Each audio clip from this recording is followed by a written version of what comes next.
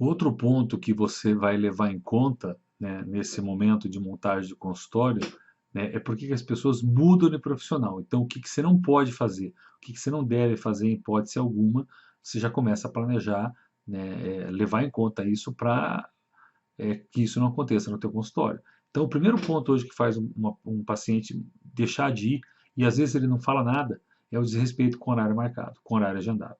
Então, isso é tanto você atrasar o início, atrasar o término, ou ficar remanejando o horário, reagendando o paciente. Tá? Então, às vezes a pessoa termina o tratamento, vai embora e não volta nunca mais por causa disso. Nem sempre ele reclama. Então, você tem que se policiar. Você tem que manter o teu horário. Por isso que eu falo sobre compromisso, né, comprometimento. Você vai trabalhar numa clínica, prestar serviço em outro consultório, as pessoas estão contando com você no horário que você disse que ia. Então você não pode ficar mudando. E o teu paciente também se organiza para ir no teu consultório. Então hoje ninguém está ali disponível para o dia todo para ir no teu consultório. Ela se programa, às vezes já emenda outros compromissos antes ou depois, né, e sai e faz tudo de uma vez só. Né. Outro ponto, eu até estava pesquisando imagem para colocar aqui, né, achei umas imagens de consultório, nossa senhora, mas aí resolvi colocar essa imagem aqui. Mas o ponto é esse, é falta de higiene. Então, o paciente, eu brinco assim, o paciente pede para ir no banheiro, para ver o banheiro, não é para usar o banheiro. Ele quer ver se teu consultório está limpo, ele quer ver se teu consultório é organizado. Quando ele entra na sala de atendimento, ele começa a observar isso também. Então você precisa cuidar do teu consultório, você precisa limpar o teu consultório. Às vezes no começo você está sozinho, é você que vai ter que limpar o teu consultório. Isso faz parte do ser empreendedor.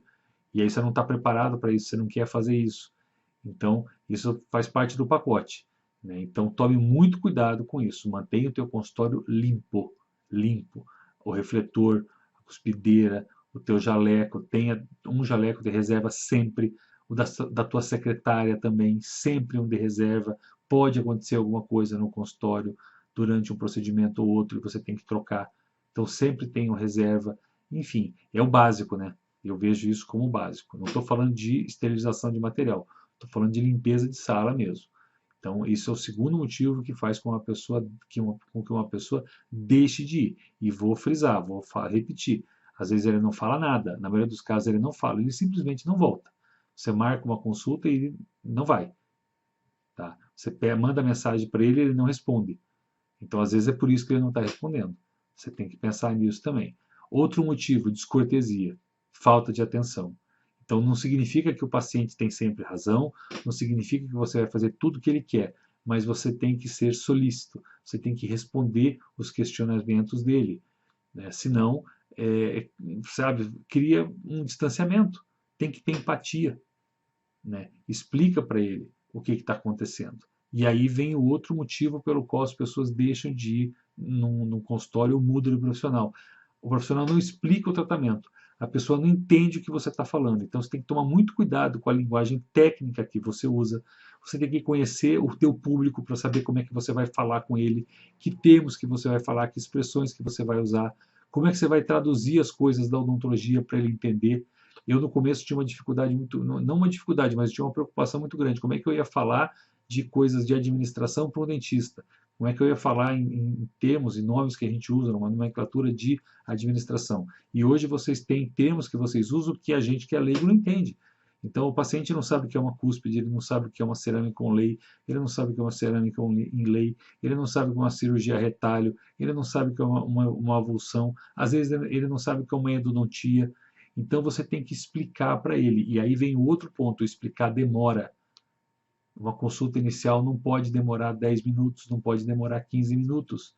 Você não consegue explicar nesse tempo e você não consegue se apresentar nesse tempo, você não consegue estabelecer uma conexão com ele em 10, 15 minutos. Você tem que conversar com ele, você tem que deixar ele falar para você entender o que está acontecendo com ele, para daí então você conseguir sugerir para ele, né, possibilidades, enfim, tratamentos, formas de resolver o problema dele, formas de atender a demanda, a necessidade dele. Né? Então, lembra disso. Não fique remanejando horário, mantenha teu consultório limpo, né? Explique o tratamento, o que vai ser feito, como vai ser feito e sempre receba bem o teu paciente. Sempre. Né? Isso ajuda bastante, isso abre porta.